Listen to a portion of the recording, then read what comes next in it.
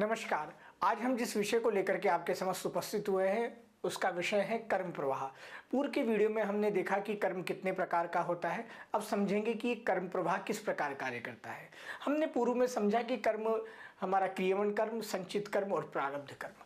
तो संचित कर्म का वो अंश जो अब हमें फल देने के लिए उद्घृत हो चुका है, हम उसे ही प्रारब्ध कहते हैं। तो संचित कर्मों के जो फलदायक अंश है वो हमारे प्रारब्ध के रूप में हमारे समक्ष आ जाते हैं। अब इस प्रारब्ध के कारण ही हमारा जन्म होता है। आप इस बात को समझने का प्रयास कीजिएगा कि हमारा जन्म संचित कर्म के वो फल अंश जो अब हमें फल देने के लिए उद्घृत हो चुके हैं वो हमारा प्रारब्ध है, और इस प्रारब्ध के वशीभूत ही हमारा जन्म हुआ है। इस नए जन्म में हम नए क्रियमन कर्म करेंगे, जिसे हम एक तरीके से पुरुषार्थ की संज्ञा भी दे सकते हैं।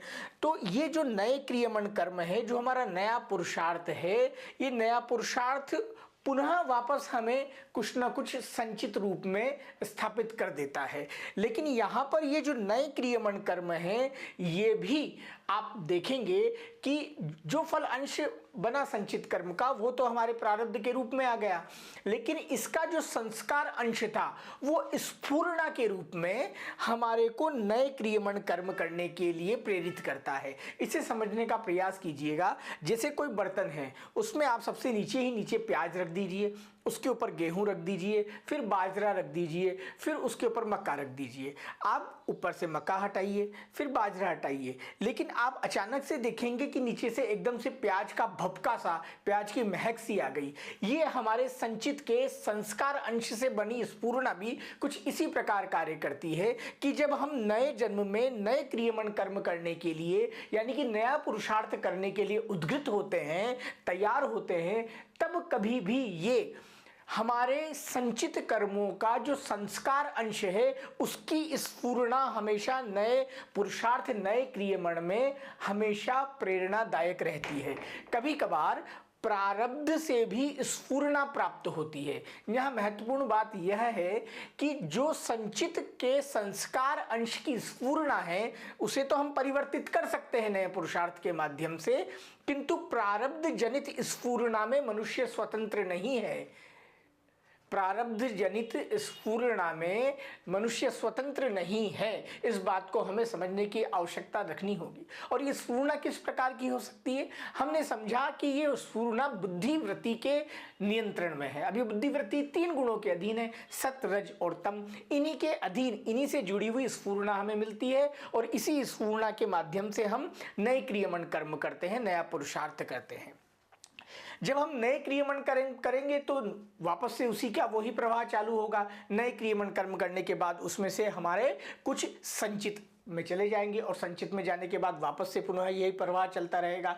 तो कर्म का ये प्रवाह चलता ही रहता है जब तक कि हम कर्म को कर्म योग की भांति ना करें।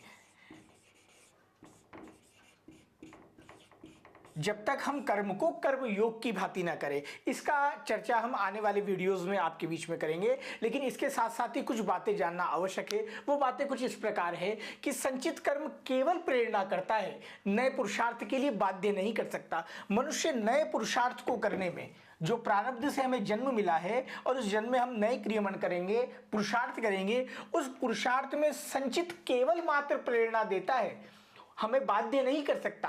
मनुष्य नए पुरुषार्थ को, नए क्रियमन कर्म करने के लिए सदैव स्वतंत्र है।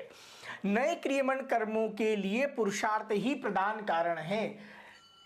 नए क्रियमन कर्म प्रारब्ध को काट करके, नए पुरुषार्थ करके हम कर्म योग के माध्यम से इस कर्म प्रवाह को तोड़ सकते हैं और जीवन मृत्यु के बंधन से मुक्त हो सकते हैं।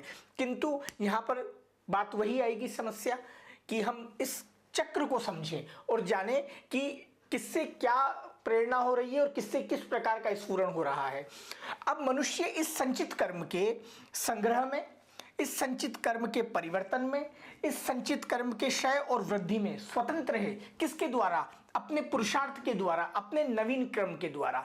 तो इसी कर्म प्रवाह को नए पुरुषार्थ के द्वारा, नए भजन बल के द्वारा हम तोड़ सकते हैं और जीवन और मृत्यु के बंधन से मुक्त हो सकते हैं। धन्यवाद।